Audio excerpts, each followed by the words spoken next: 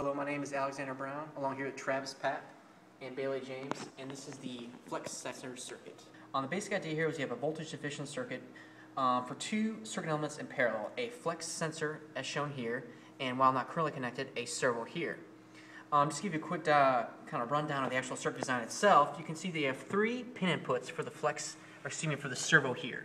The blue of which represents the ground, the red for the plus 5 volts per source voltage, and the white, which goes to the 9 here on the microcontroller, that actually relates more to the actual software itself that runs the circuit.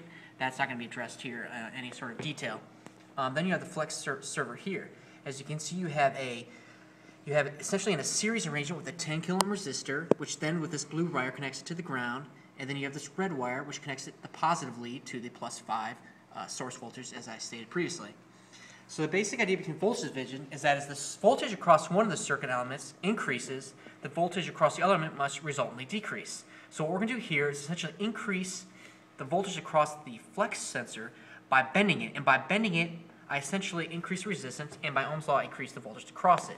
This will eventually result in a reduction of the voltage across the servo, which when it reaches a certain value will stop rotating as expected, and you can thereby actually fix the position of the servo blade at your desired location. So to demonstrate here, I'm going to have Travis here connect the servo to the 3-pin connection there, and as you can see, it's rotating as expected. But as I increase the resistance of the flex sensor by bending it, or putting in flexion, you can see that with time, it actually reduces the voltage across the servo and to a point at which it can no longer control you can actually fix the position of the servo blade as shown there.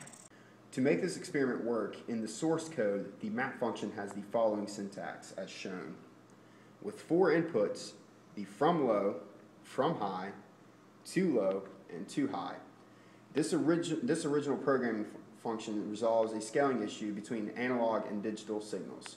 The original source code uses default values for the from low and from high, which are 50 and 300 respectively. This represents the analog input. Using the serial monitor, the analog input values were taken at the unflex position and the flex position, which was 180 degrees, were observed to be 302 and 308 respectively. Thus, the values were inputted into the from low and from high entries, and the code was compiled and ran. This is Bailey. Sources of error we ran into, one being the accuracy of source voltage. We assume, as we see here on the breadboard sheet, that the input range was actually from 4.8 volts to 6 volts, rather than the actual number given on the board here, which is 5 volts that the red cable's plugged into.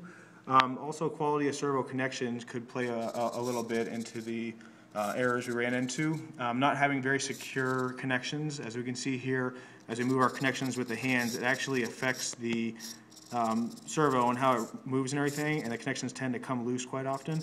We had to actually put our hands on there and move it around to get it to function properly. Other mechanical issues could be the random variations in the angular displacement of the servo blades, typically less than 180 degrees.